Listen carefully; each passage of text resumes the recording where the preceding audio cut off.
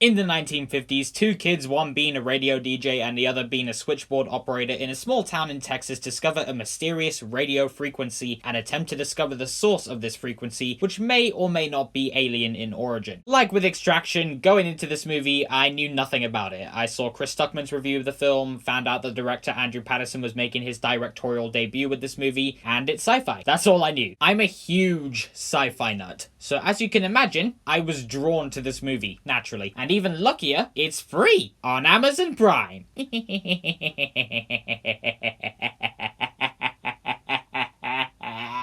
This is a very low budget movie, and what Andrew Patterson and his team have done with this movie is awesome, particularly what they do with the camera. You can tell they had to restrict themselves due to the film's low budget, which is literally just under $1 million.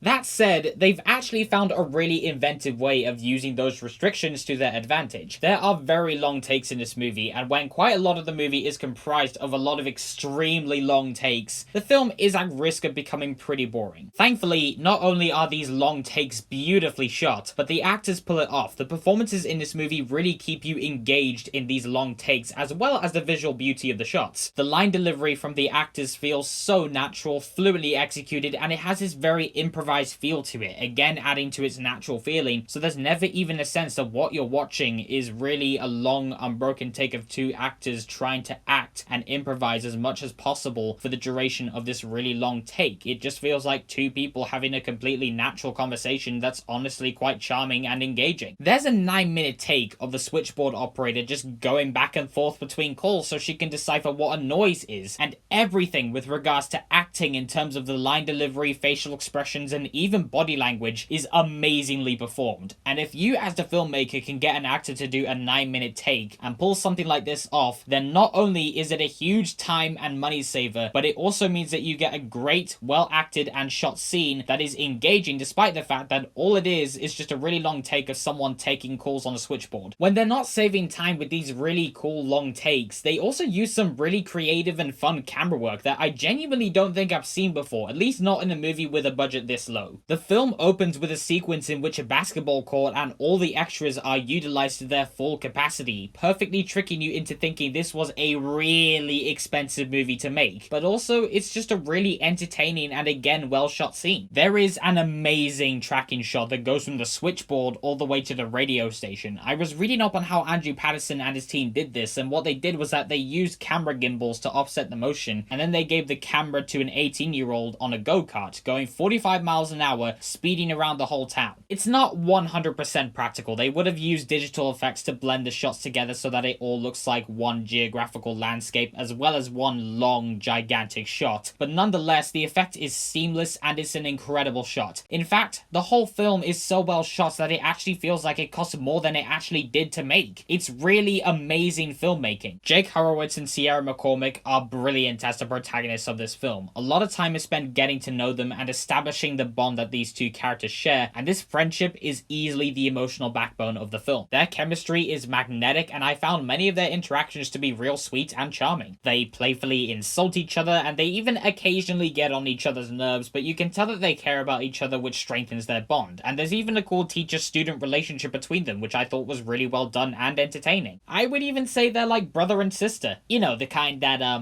actually like each other. I found this film to be really suspenseful, dripping in suspense actually, because it's not a film about a gigantic alien invasion. It's a very small scale film centered on a few characters that are experiencing some sort of paranormal or extraterrestrial event for the first time, and it all takes place on one really messed up night. They're in the middle of this crazy out of this world event that they don't really know how to comprehend or even remotely understand. The movie also draws suspense from the fact that it does literally take place in one night, so it feels very in the moment, and because of that short span of time, the characters are practically running to find answers and just figure out what the hell is going on. The film is broken up into various stories that they hear from people that they go and interview or people that call in on the radio, and the characters record them thinking they might be important. You could look at these scenes as exposition dump, and to be honest, I really wouldn't blame you if you did, purely because those scenes are essentially people telling these other people about creepy shit that happened to them in the past. And these scenes, like most of the movie, are filmed in these very long, unbroken takes. That said, these stories are exactly that. They're creepy stories.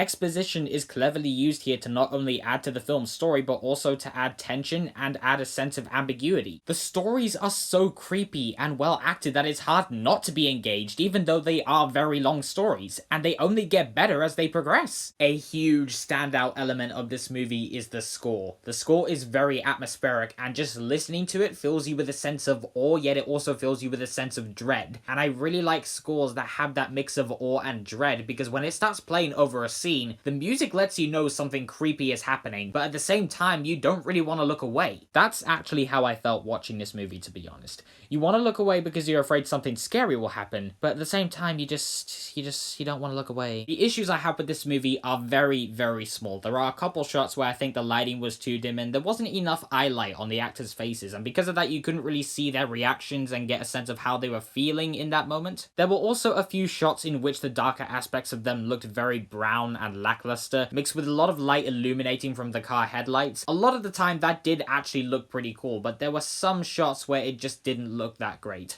After I watched this movie, I went to sleep that night grinning like a crazy person. More than usual. Because I saw something that was creepy, suspenseful, and honestly scary as shit. I actually think this is kind of a masterpiece. And it's the first film I've seen this year that's actually reminded me why I want to break into the film industry so badly, why I'm so passionate about film. It's movies like these that make me love cinema. This is one of the most spectacular directorial debuts I have ever seen, and I cannot wait to see what Andrew Patterson does in the future. I think he will do great things going forward. The Vast of Night gets a 9.8 out of 10. So that was my review of The Vast of Night. I do hope you enjoyed this video, guys. Thank you so much as always for watching. But before I go, I would just like to ask you guys, what did you think of The Vast of Night? Did you think it was good? Did you think it was bad? Did you think it was somewhere in the middle? Please leave your thoughts down in the comments below, and I will indeed see you guys in the next one. Until next time, take care of yourselves, live long and prosper, and may the Force be with you, always.